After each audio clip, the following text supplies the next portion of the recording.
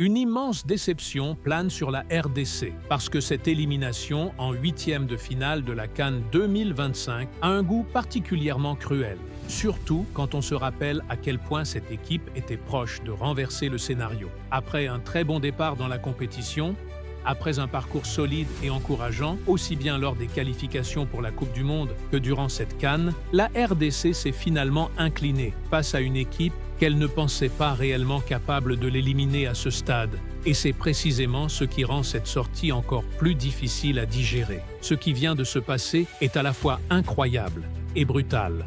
Parce que d'un côté, il y a la joie, la libération et l'euphorie des supporters algériens, et de l'autre, une immense frustration chez les supporters congolais, dégoûtés, tristes, conscients que leur équipe n'était vraiment pas loin de l'exploit. Ce genre de débrief est toujours compliqué. Parce que en football, tu es soit heureux, soit abattu, parfois même les deux en même temps. Et aujourd'hui, je suis clairement entre deux chaises, partagées entre le respect pour la performance algérienne et la frustration de voir la RDC sortir alors qu'elle avait les moyens d'aller plus loin. C'est la dure réalité du football, une compétition où les émotions sont extrêmes. Parce que chaque supporter rêve de voir son équipe soulever un trophée et aller au bout de l'aventure, et ce rêve, pour la RDC, s'est arrêté de façon extrêmement douloureuse. Avant d'entrer dans l'analyse, il faut quand même saluer les deux équipes pour leur parcours et pour le match livré, aussi bien sur le plan tactique, technique que physique, parce que aller jusqu'à la prolongation dans un tel contexte demande des ressources énormes. Et sur ce point-là, les deux camps méritent le respect. Je sais à quel point il est difficile de remonter le moral des supporters de la RDC, surtout quand on sent que la victoire n'était vraiment pas loin. Et je sais aussi que côté algérien, les émotions sont fortes, entre soulagement et excitation, ce qui est totalement compréhensible. L'objectif ici est de proposer un débrief posé, calme, en essayant à la fois de reconnaître les mérites de l'Algérie et de rappeler que la RDC n'a pas démérité, loin de là.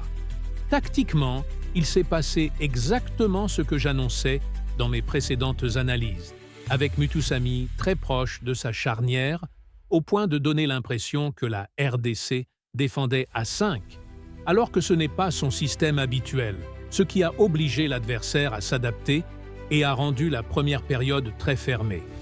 La RDC a accepté de subir, a laissé le contrôle du jeu à l'Algérie, mais elle cherchait constamment à se projeter rapidement vers l'avant, avec des ballons longs pour exploiter les espaces, et cette approche a plutôt bien fonctionné en première période, puisque l'Algérie n'a pas été réellement dangereuse. Le match s'est ensuite ouvert en seconde période, notamment après la sortie de Benasser, et c'est là que la rencontre a changé de visage, avec plus d'espace, plus de transition et plus de risques des deux côtés. Sur le papier, cela devait profiter à la RDC. Mais en réalité, le fait de se découvrir davantage a aussi offert des opportunités à l'Algérie, qui a su être beaucoup plus tranchante, même dans des petits espaces. Malgré tout, la RDC est restée dans le match jusqu'au bout, s'est procuré quelques situations, a résisté physiquement et mentalement, et n'est finalement passé qu'à quelques détails d'un scénario totalement différent, notamment sur certaines actions litigieuses où un pénalty n'était vraiment pas loin. Cette élimination fait mal parce que la RDC n'était pas dominée, parce qu'elle était compétitive, organisée et courageuse, et surtout parce qu'elle était à quelques minutes, à quelques décisions, peut-être à quelques centimètres, d'une qualification qui aurait été amplement méritée. La RDC est-elle passée à quelques secondes d'un exploit retentissant? Oui, et c'est sans doute ce qui rend cette élimination encore plus cruelle. Après un excellent début de CAN 2025, après un parcours solide et rassurant, notamment lors des matchs de barrage pour la Coupe du Monde, la République démocratique du Congo s'arrête en huitième de finale. Une élimination douloureuse face à une équipe algérienne que beaucoup n'imaginaient pas forcément capable de faire tomber une RDC aussi disciplinée, aussi solide, aussi proche de l'exploit. Et pourtant, le football a rappelé sa loi la plus dure. celle de l'instant. Ce qui vient de se passer est à la fois incroyable et brutal. Incroyable pour l'Algérie qui arrache sa qualification au bout de l'effort. Brutal pour la RDC qui n'était qu'à quelques secondes, peut-être quelques gestes, d'une qualification historique. Du côté congolais, les supporters sont abattus, dégoûtés, vidés émotionnellement. Et on peut les comprendre.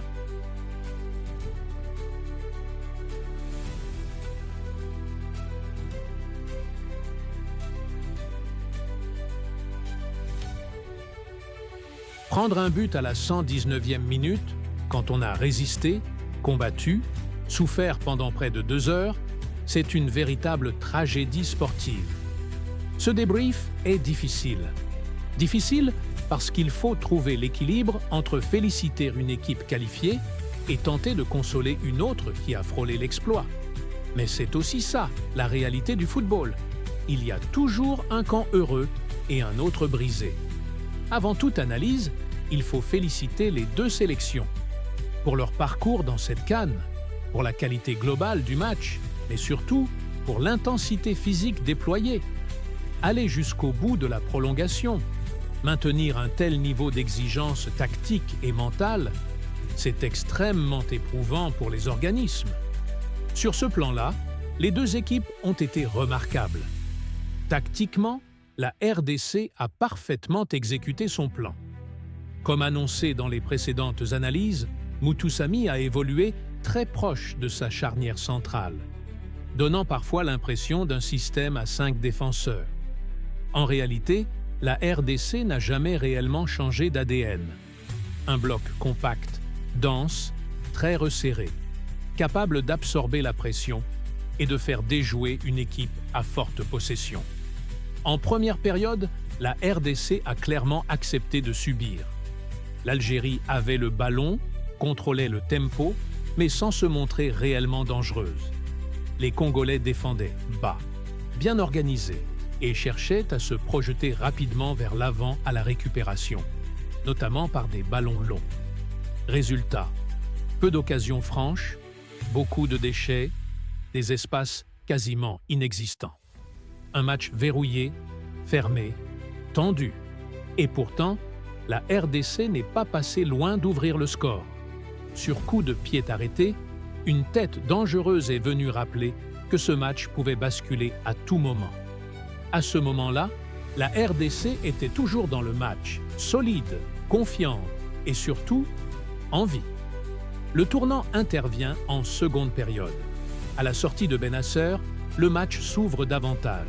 On aurait pu penser que cela profiterait à la RDC, capable d'exploiter les espaces.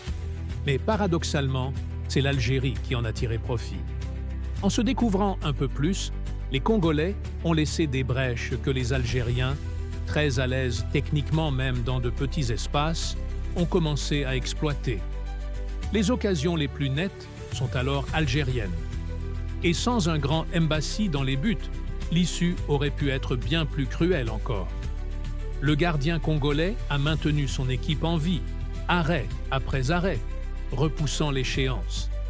La RDC, malgré la fatigue, malgré les crampes, malgré la souffrance physique évidente, a continué à résister. Il y a aussi cette action polémique, ce contact dans la surface, ce pied qui accroche, cette cheville touchée. On n'est vraiment pas passé loin d'un pénalty. Est-ce que l'arbitre n'a pas voulu tuer le match? Est-ce qu'il a estimé que le ballon avait été touché auparavant? La question restera ouverte. Mais une chose est sûre, à ce moment-là, la RDC était encore à un souffle de faire basculer l'histoire. En prolongation, la fatigue est devenue l'acteur principal. Les Congolais ont commencé à tirer la langue. Certains joueurs étaient clairement au bout physiquement. Malgré cela, le score ne bougeait pas. On se dirigeait lentement mais sûrement vers une séance de tirs au but. Et honnêtement, la RDC n'en était pas loin. Très loin même. Mais à la 119e minute, sur un éclair de génie, tout s'écroule. Une frappe parfaite, sous la barre, dans la lucarne. Mbassi ne peut absolument rien faire. Le ballon part d'ailleurs, s'engouffre dans le but.